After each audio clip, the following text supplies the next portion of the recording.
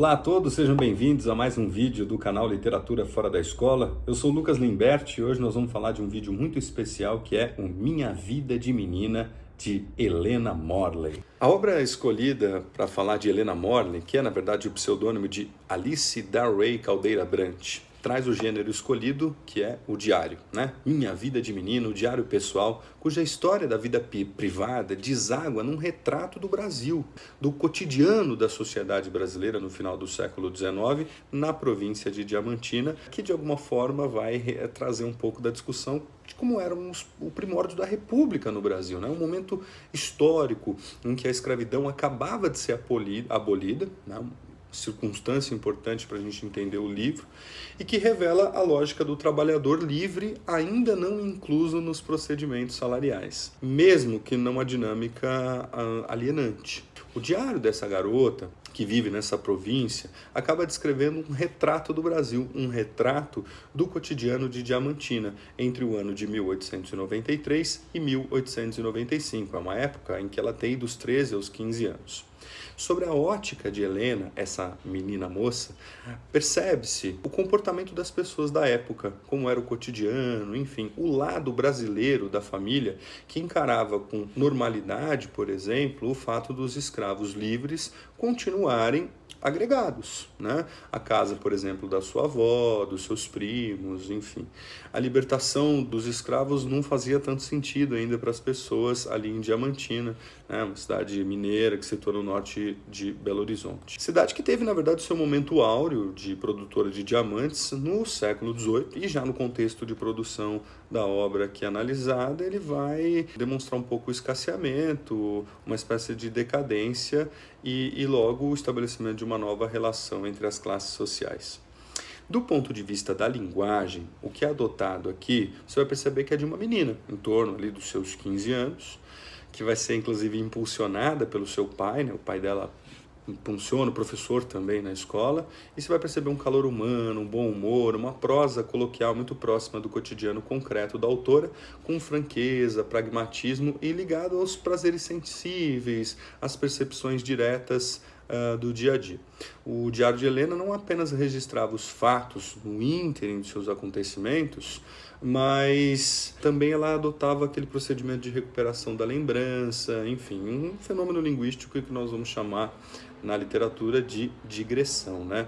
Geralmente as memórias são escritas com a intenção de captar aquele momento da vida que merece ser registrado, enfim. Nem sempre tais momentos são os mais importantes para as outras pessoas, mas para a pessoa que está falando aquilo faz muito sentido, né? Retrata um pouco a importância daquele lugar, enfim, daquilo, do tema que está sendo dito. No caso das memórias, no âmbito do diário, você vai perceber que nós vamos aproximar de um outro gênero que é a autobiografia, na medida em que essas experiências relatadas vão ser entremeadas também com dados biográficos. A menina cita como exemplo a carreira do pai que era minerador, né, que perdeu uma sociedade com um cunhado por conta da interferência da mulher, enfim. Ela vai analisando inclusive essas questões ligadas ao comportamento financeiro dos pais, né, que com exceção da lavra de diamantes, que no fim das contas gerou algum retorno, todos os negócios que a família inicia acabam por fracassar.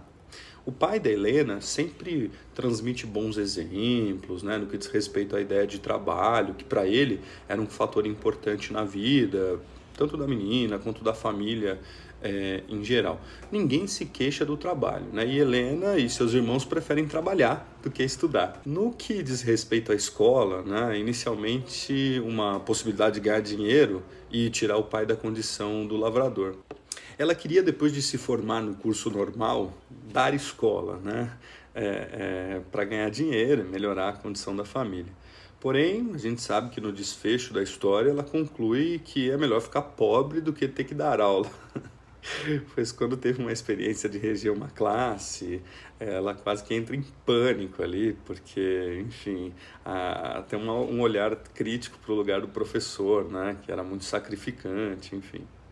Quando ela estava na casa da sua avó, né, quando ela ia para a casa da avó, ela preferia se divertir na cozinha junto com os negros e as negras do que na sala da sociedade branca. Foi julgado uma vez por dançar num baile num dia da morte da tia, né? Ela falou, dançar não muda a ordem das coisas, né? Acho que a alegria é até melhor do que a tristeza, do que ficar velando o luto da tia. Você percebe que ela tem uma visão pragmática em relação àqueles ditames sociais, né? No que diz respeito a dinheiro, a Helena é uma aficionada, né? Apesar de não ser... Enfim, então presa ela diz assim, dinheiro não traz felicidade. Então ela não liga muito para isso.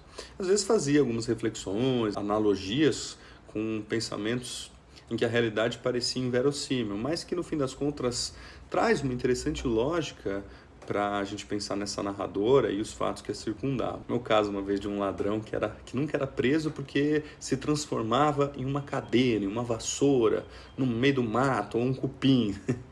Para se divertir, ela inventa na escrita do diário histórias criadas pela sua fértil imaginação, bem como alguns seus personagens que eram maravilhosos, em alguns lugares magníficos, né?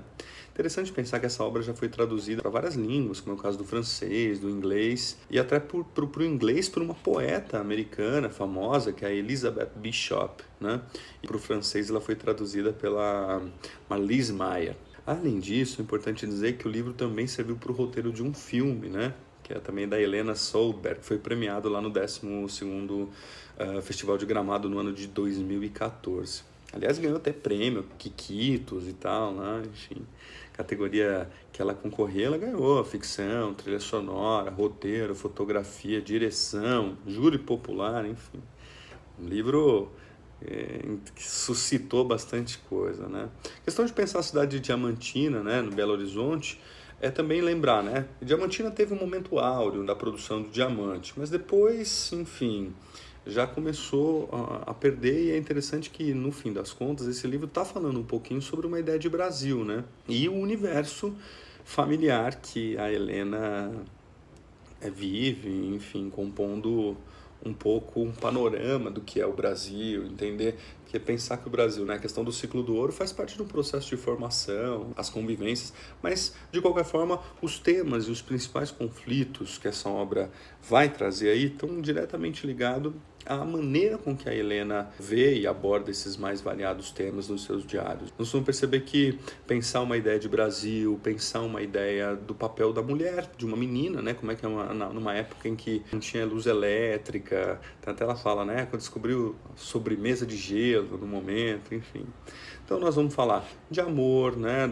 Vamos falar da família, da avareza, das questões financeiras, das relações de trabalho, tanto do pai quanto da inserção dos escravos, uma ideia de brasilidade, os tipos sociais que compõem esse momento. Então, uma interessante visão, pensando do ponto de vista analítico, de uma oposição entre o cientificismo e a superstição. Deus e religião, a hipocrisia social, a morte, a doença, o imaginário. Enfim, uma ideia de pragmatismo que vai fazer muito jus aí à forma com que a Helena lida com tudo isso. Esse livro foi publicado em 1942 e a Alice Caldeira Del Rey Brandt, né, que é a Helena Morner, o seu pseudônimo, publicou esse único livro, né, que ela publicou, e, né, tem que sempre pensar que ele vai ser importante para entender o Brasil do final do século XIX. Dizem que seu marido deu até um tratamento, também ele era escritor, para que o livro tivesse uma dimensão, do ponto de vista estético, na linguagem um pouco mais arredondado,